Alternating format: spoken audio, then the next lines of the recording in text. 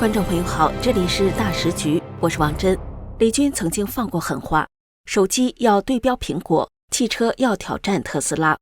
结果最新消息却让人大跌眼镜，小米 SU7 宣布召回 11.69 万辆，原因很直接，辅助驾驶在某些场景下存在安全隐忧。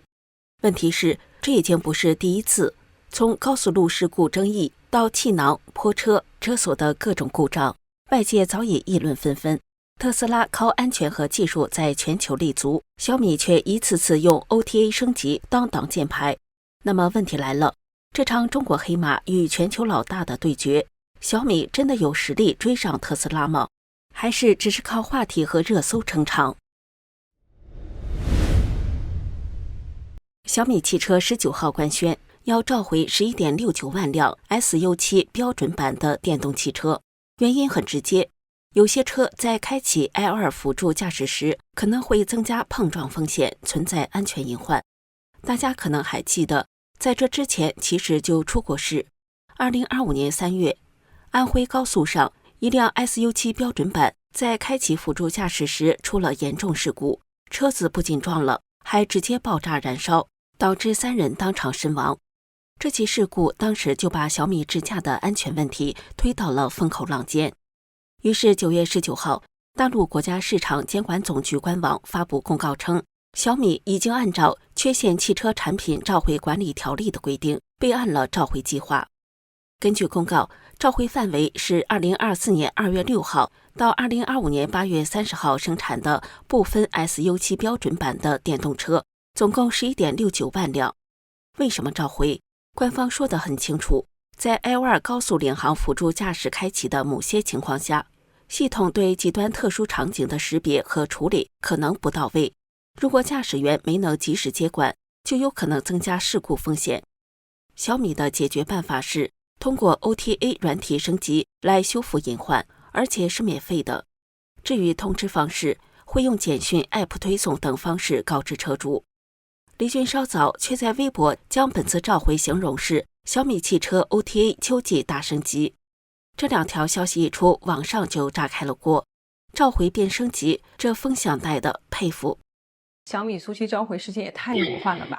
上午呢还是有个召回事件呢，雷老板发了个微博回应的却是小米汽车 OTA 升级，只字不提召回。现在的风向呢变成了秋季大版本升级，丧事喜办。我只能说好手段啊，厉害！其实这次召回的本质就是小米苏七标准版的 L2 辅助驾驶系统被确认存在质量缺陷和安全隐患，在极端的场景下可能无法有效应对。那么企业最应该做的应该是坦诚的承认错误吧，并全力以赴的去进行整改吧。如果将主动召回包装成一种负责任或者说是企业担当，这不仅不恰当，更是对生命安全缺乏敬畏之心啊！召回就是产品缺陷的证明，人命关天，汽车安全不该有任何侥幸和变相的开脱。即便是通过 OTA 在线升级，这也是一次严肃的召回事件。最重要的是弥补过错，而不是变成值得夸耀的功绩。大企业的真正担当是敢于毫不含糊的认错，并沉下心彻底的去解决问题。希望小米能真正的敬畏安全，为用户负责，为社会负责，用扎实的整改和可靠的产品来重新赢得信任，而不是任何形式的口头上的胜利。还有网民立马科普，打脸称赞小米主动召回的米粉们。小米汽车科技有限公司召回部分苏七标准版，这个事儿呢，小米的部分呢，我是不太敢聊啊。但是今天想聊聊别的，就是那些疯狂给小米洗地的那些什么东西，你们真的不觉得你们丧良心吗？来，我给你们科普一个信息啊，小米这次的召回编号是 S2025M0149i 和 S2025M0150i。这个呢，前面的信息呢，你们可以不用管，但是它最后一位数的字母 i 什么意思呢？我给你们看一下对应的国标信息啊。最后一位 V 代表主动召回， I 代表受调查影响召回， O 代表责令召回。什么意思呢？就是 V 代表企业自己发现我有问题，我找国家主动申报，我要召回，是吧？ I 代表是国家相关部门调查你了，发现你有问题了，你召回吧。所以你们再来说这个东西是小米主动召回的，你们再来洗啊，要点脸不？值得注意的是，这已经不是 SU7 第一次召回了。早在2025年1月，当时因为智慧泊车功能有缺陷，可能导致碰撞，召回了 3.09 万辆，同样是通过 OTA 升级解决。看完这2次召回，不难发现，小米 SU7 的智能驾驶和功能问题还真不少，简直像在告诉大家，嘿，这之前的事故可不是偶然发生的。小米 SU7 自2024年3月底上市以来，凭借 21.59 万元起售价，每小时0到100公里加速 2.78 秒的强劲性能，以及小米生态联动，一度成为电动车市场的黑马。仅2024年8月就交付超过1万辆，累计销量突破 5.5 万辆。然而就在 SU7 成为爆款的同时，令人揪心的事故接连传出。2025年3月29号，安徽铜陵德上高速池岐段，一辆 SU7 标准版在开启 L2 智能辅助驾驶后，和前车护栏接连相撞，紧接着起火，车上3名女大学生不幸全部遇难。更让人震惊的是，事故中车门锁死，根本打不开，乘客无法逃生，这直接引发公众对小米车锁机制的强烈质疑。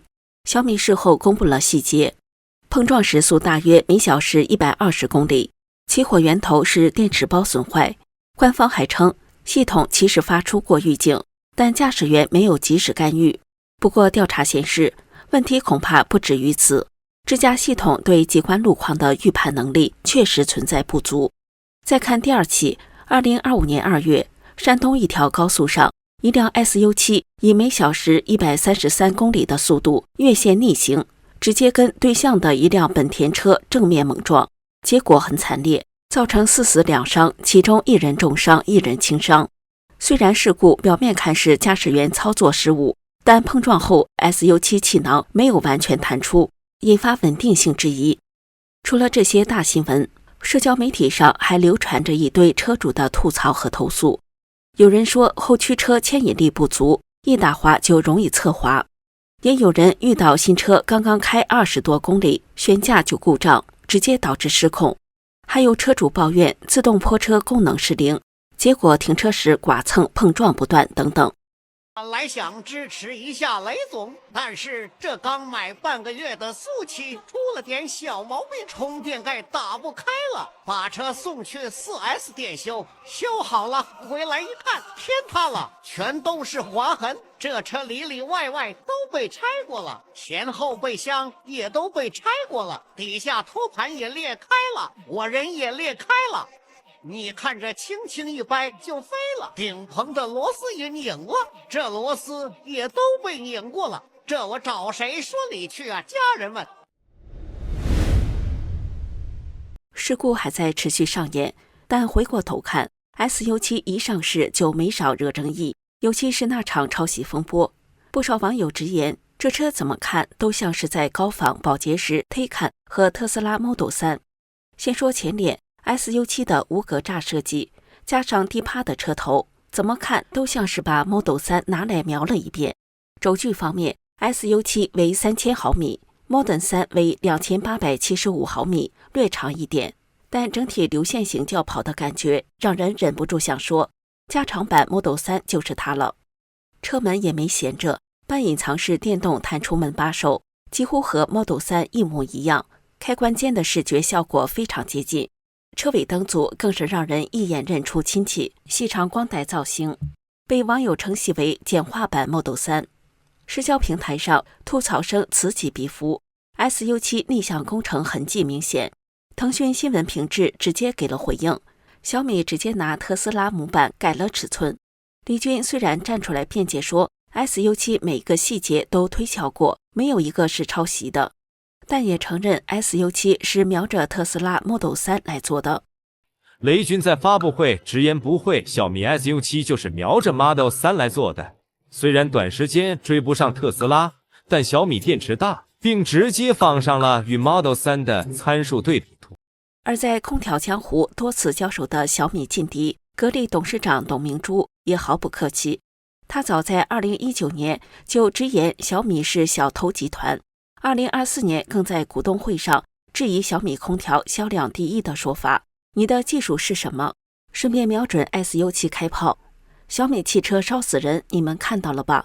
格力电车跑了10几年，从没出过火灾事故，这才叫技术实力。那么 SU7 技术实力如何呢？ SU7 上市以来，靠着高性价比、爆表性能和小米生态加持，确实分得了大陆市场一杯羹。不少粉丝自信满满，甚至直言 SU7 能吊打特斯拉。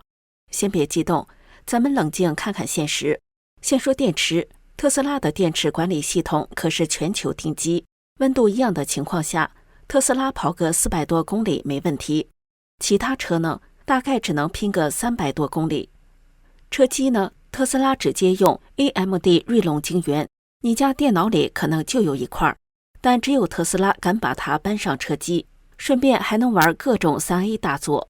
别的品牌呢，车机卡、死机、崩溃等等，基本上是日常操作你都要祈祷它别掉链子。